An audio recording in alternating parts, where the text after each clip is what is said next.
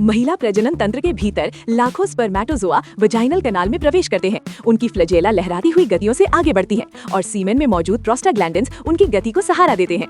वे cervix की ओर बढ़ते हैं, जहां सर्विकल म्यूकस सूक्ष्म माइक्रो चैनल्स बनाकर केवल मोटाइल स्पर्म को आगे बढ़ने का मार्ग देता है और इसी दौरान कैपेसिटेशन की प्रक्रिया शुरू होती है, जिसमें स्पर्म की प्लाज्मा मेम्ब्रेन प्रोटीन्स पुनर्गठित होती हैं। जब वे यूट्रस में प्रवेश करते हैं तो मायोमीट्रियम की रिदमिक कंट्रैक्शंस, जो ईस्ट्रोजन से प्रभावित होती हैं, उन्हें फैलोपियन ट्यूब्स की दिशा में ऊपर की ओर धकेलती हैं।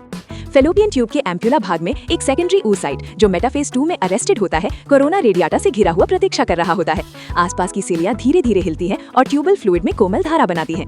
जब स्पर्म जोना पेल्यूसिडा तक पहुंचते हैं तो वे ZP3 ग्लाइकोप्रोटीन रिसेप्टर से बाइंड करते हैं और तुरंत एक्रोसोम रिएक्शन ट्रिगर होती है। एंजाइम्स जैसे हाइलुरोनिडेज और एक्रोसिन जोना की प्रोटेक्टिव लेयर को तोड़कर रास्ता बनाते हैं। आखिरकार एक स्पर्म जोना को पेनिट्रेट कर ऊलेमा एग मेम्ब्रेन से फ्यूज हो जाता है। स्पर्म हेड साइटोप्लाज्म में प्रवेश करता है और मेल प्रोन्यूक्लियस बनना शुरू होता है। उसी क्षण कॉर्टिकल रिएक्शन होती है, जहां कॉर्टिकल ग्रैन्यूल्स एंजाइम्स रिलीज कर जोना पेल्यूसिडा को कठोर बना देते हैं, जिससे पॉलीस्पर्मी रुक जाती है। इसके बाद oocyte मायोसिस 2 पूरा करता है और मैच्योर ओवम तथा सेकंड पोलर बॉडी बनते हैं। फिर मेल और फीमेल प्रोन्यूक्लियाई एक दूसरे की ओर माइग्रेट करते हैं, उनकी मेम्ब्रेन्स डिसॉल्व होती हैं और क्रोमोसोम्स अलाइन होकर एक डिप्लॉइड जाइगोट 46 क्रोमोसोम्स बनाते हैं। इसके साथ ही पहली माइटोटिक डिवीजन शुरू होती है। जाइगोट 2 ब्लास्टोमियाज में डिवाइड होता है और एक नए जीवन की अद्भुत यात्रा यूट्रस की ओर प्रारंभ हो जाती है। Don't forget to subscribe to anatomy AI for more videos.